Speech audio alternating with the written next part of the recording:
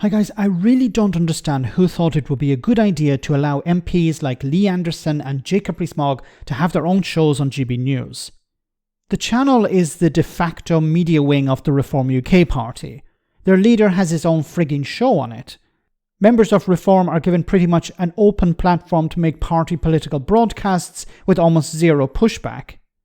The Tories have fed this beast and now it's turning on them.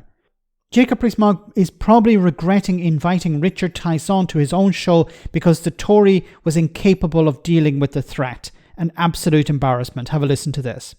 With the Conservative Party is now full of social democrats and what I call con-socialists. And there are very few real conservatives who understand the philosophy of conservatism. And you can't just say, well, it's only us, people are only ever going to vote for us. No, if you don't do a good job, you're going to get fired, you're going to get punished, and that's the joy of competition. It's like a plumber. If you have a plumber that doesn't fix the plumbing, you're going to get a different plumber. But that's what happens in elections, obviously. But the Conservative Party has been the base for conservative ideas, and that people remaining within it ensure that it has leadership that they like, and that what you've done is made it much more likely a hard left party will get in. A core conservative principle is the power of competition drives up standards and drives down costs. And we are providing serious competition that the Conservative Party now doesn't like because we're good at what we do. We've got a great set of policies, and more people as they hear about us think, that's what I like. You've now got one seat in Parliament. You're not doing that well. Well, hang on. You've got one seat in Parliament from a defection. Well, given that the Conservative Party laughed at me 3 years ago for even setting up Reform UK, and now actually we're polling only 5% behind you as of a poll last week. How did you do in actual votes? How did you do in Kingswood? How did you do in Wellingborough? How did you do in Rochdale? In Kingswood and Wellingborough, we were sort of give or take the polling range. So, we're making progress. The terrifying thing for you, Jacob, is that people still haven't heard of Reform. But already, we're doing really well in the polls. We're going up, the Conservatives are going down, because you're not performing. There you go. It's pretty bad to be owned on your own show, Jacob Rees-Mogg, but that's what's happened here.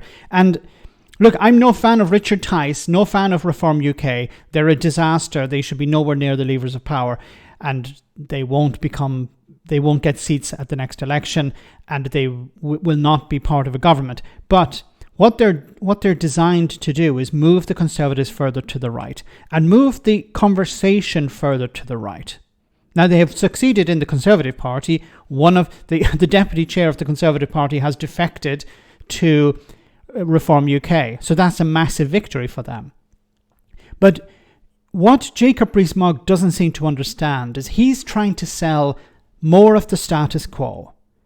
And it doesn't matter who you are. If you're a Labour supporter or a Reform UK supporter, you don't want that. You want change.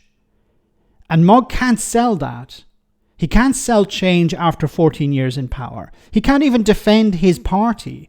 All he says is, well, if you want conservative values, you have to stick with the Conservatives. And, while I don't like Richard Tice, I despise the guy, he brought up a wonderful point, a wonderful analogy. If you have a plumber, the plumber doesn't work well, you change the plumber.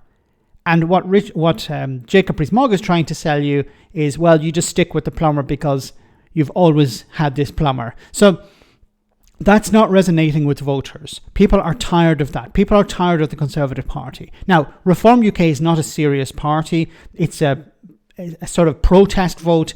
It's about shifting the narrative further to the right. And of course, when it comes to shifting the narrative further to the right, it's about reducing taxes and reducing regulations. The people who back Reform UK, the people with the money, they want lower taxes and they want fewer government regulations. That's what their goal is. They understand immigration is a vehicle for that. They understand woke is the anti-woke or culture wars or whatever. This is a vehicle to achieve that. They don't really care about those things. They want to achieve lower taxation for the richest in society, and they want fewer regulations to protect workers, the environment, or whatever. That's their goal.